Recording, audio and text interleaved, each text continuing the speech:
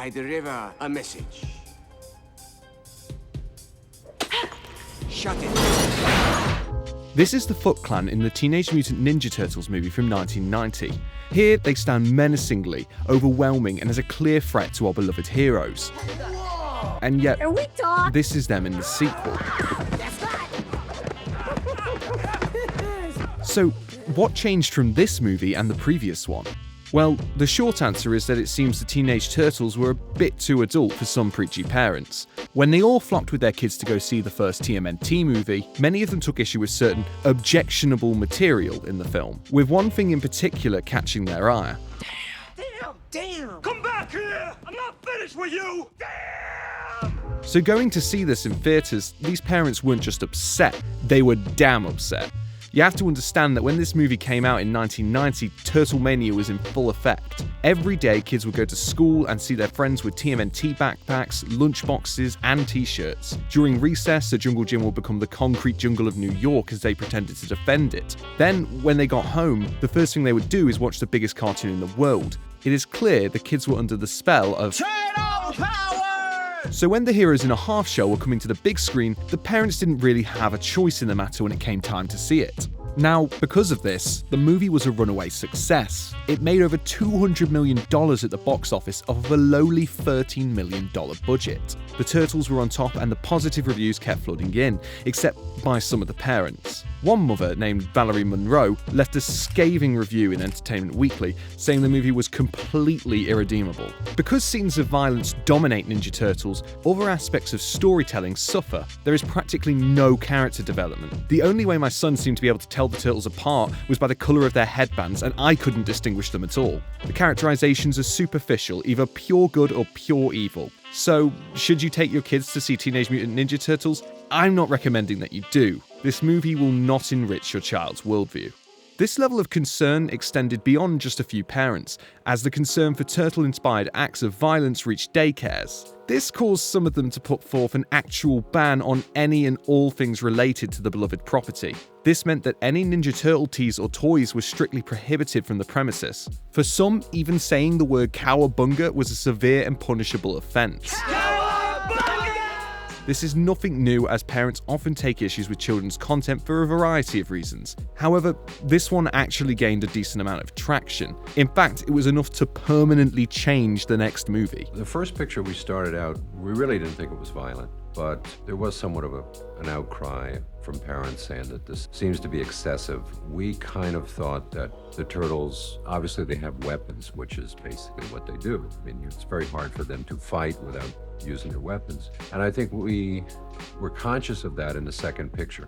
I think in this movie, we've taken away their weapons and given them other things to play with. True to their word, the filmmakers stripped the Turtles of their weapons, arguably as big of a part of their identity as the colourful bands around their heads. In the second movie, Teenage Mutant Ninja Turtles: Secret of the Ooze, none of them used their respective weapons, even during crucial scenes where they would come in handy. Raphael keeps his sais firmly on his sides. Michelangelo never once uses his nunchucks. The closest he gets in the entire movie is when he uses a pair of sausage links in their place. Leonardo only ever uses his swords once, and it is like this. Now you see him, now you don't. Donatello seems to be the only one spared this fate, as his bow staff does make regular appearances in fight scenes, often paired with a cartoony sound effect when it makes an impact.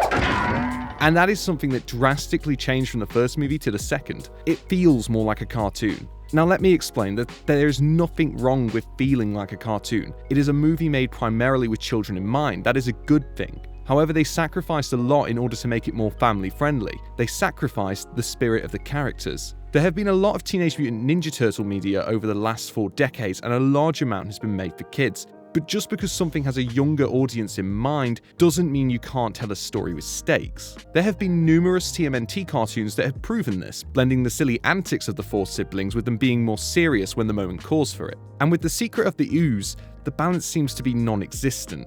To prove what I mean, let's examine how the first movie establishes characters and allows its story to breathe compared to the second. Much more than just a series of small, isolated incidents, it's now apparent that an organized criminal element is at work.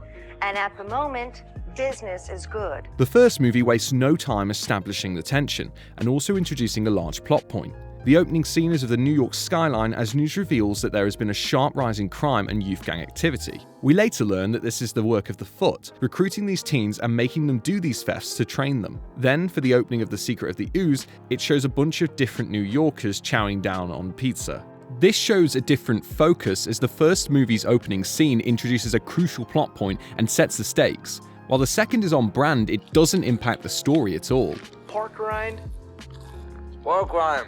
That is something that I was actually rather shocked with in the first Teenage Mutant Ninja Turtles movie, just how tightly plotted it really is. There are effective uses of character development, drama, and action while never losing the balance in tone that makes it appropriate for all ages. One of the things this movie does well is its use of shadows and dark lighting. Not only are these characters ninjas to where it makes sense that they would stick to the darkness, it is also reiterated countless times throughout this movie that they know not to expose themselves to the humans. This shows the respect and understanding of characters that the original filmmaker Stephen Barron had. When I showed Golden Harvest the film, they said, "It's too dark, this is crazy, this is for kids, it's got to be colourful, it's got to be bright." I just dug my heels in. Perhaps he dug his heels in too deep, as when the second movie was made, Golden Harvest wanted their colourfulness, so Barron was out of the job and the Turtles were out of the shadows. So even a small choice like the use of lighting and staging has a massive impact on characters, as this makes it seem like the Turtles lost a massive part of their teachings in the sequel. This is all due to something that has been dramatically cut down, and that is the character of Splinter. In their attempt to appease the parents and make a childlike movie, they dramatically lowered the importance of a character that the parents actually appreciated. Splinter is the moral guiding point for the team, and the one that has trained them. In the first movie, there is a recurring conflict with Raphael, who you all probably know is the one with the most attitude on the team. He is temperamental and wants to go out and pick fights, but then Splinter stops him. I have tried to channel your anger, Raphael.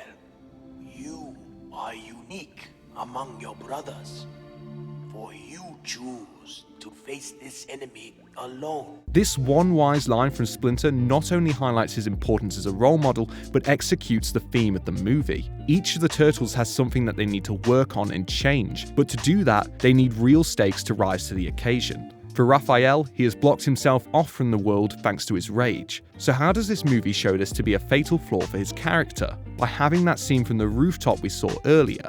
While yes, that is a very intense scene for a kids movie, it brings Raphael to a turning point. By having the person who is always out to pick a fight and who refuses to ask for help get outnumbered and beaten, he can then learn from that and grow. This is an excellent example of developing a character. This is the type of arc that would be great to see get further screen time in a sequel. But in that one, Raphael is a shell of his former self. He's just another goofy turtle with his distinct personality slowly being fizzled out. Raphael isn't the only one who was able to have growth. Shockingly enough, it was actually Michelangelo who underwent the most drastic change. The resident party dude on the team feels the most in line with the persona his character has in the cartoon. Very little has changed and he is still constantly joking, eating, and being his laid-back self. Oh, a fellow chucker, eh? What this movie does, however, is to examine why a character like Michelangelo is like that. There is a great scene at the beginning of the movie where Donatello actually tried to have a serious conversation with Michelangelo. Hey Mikey, did you ever think about what Splinter said tonight? I mean about what it would be like, you know, not having him. Time's up. $3 off. Michelangelo completely dismisses this question and instead undercuts the moment with a joke. This is his character at the start of the movie. He can't process the idea of losing Splinter or one of his brothers, so he ignores it entirely. He doesn't deal with what is in front of him. However, fate, or at least the Foot, had other plans. The movie has a lot of these moments where it lets the scene breathe so the emotion can be felt. There are large spaces where there are no jokes so you can feel the heaviness of the moment, and this extends to moments where it wants to raise the tension. One admirable thing this movie does is the reveal of the villain Shredder. Now, anyone who knows anything about the Teenage Mutant Ninja Turtles knows about Shredder. He is synonymous with the characters as he is their main foe. Going into this movie, everyone already knows what he looks like and who he is. That is why they let you feel his presence before anything else. You feel the fear and menace come across everyone as if he is an entity that you dare not speak of, an urban legend. When he finally reveals himself to his gang, he is shrouded in darkness. You never actually get a good look at Shredder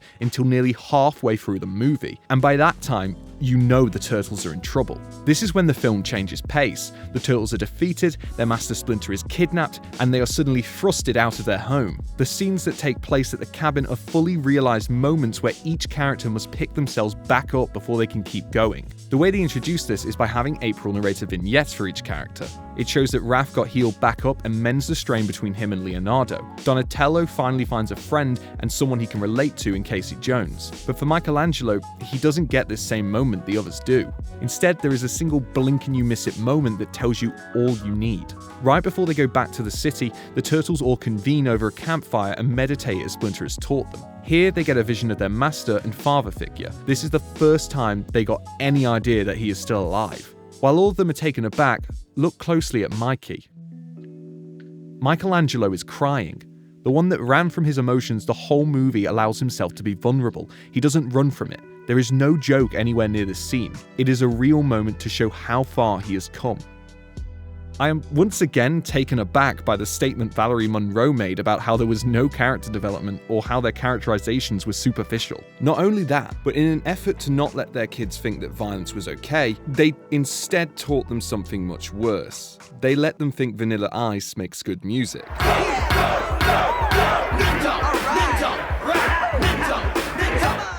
Film is an amazing art form where we are allowed to disagree on it. It is all subjective. However, because the writers listened to her and other people like her, they corrupted their own vision.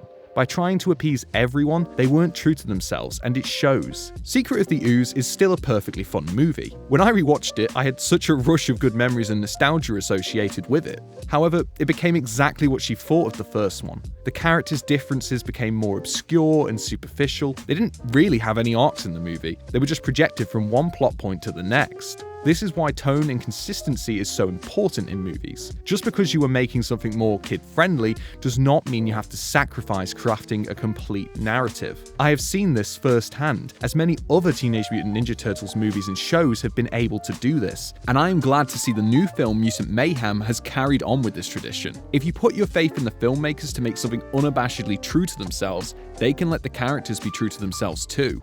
And with characters as adored as these, they should never compromise that. God, I love being a turtle!